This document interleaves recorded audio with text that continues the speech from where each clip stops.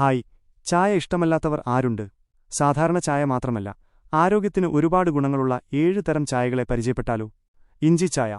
ജലദോഷവും തൊണ്ടവേദനയും മാറ്റാൻ ഇഞ്ചിച്ചായയാണ് ബെസ്റ്റ്. ദഹനത്തിനും ഇത് സഹായിക്കും.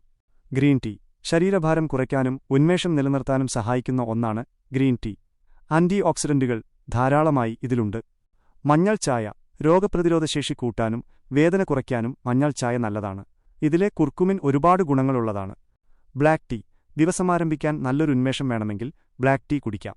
ഹൃദയാരോഗ്യത്തിനും ഇത് നല്ലതാണ്. Saffron tea. കുങ്കുമപ്പൂവ് ചായ മനസ്സിന് ശാന്തത നൽകാനും ചർമ്മം തിളങ്ങാനും സഹായിക്കും. ഇതിന് പ്രത്യേക സുഗന്ധവുമുണ്ട്.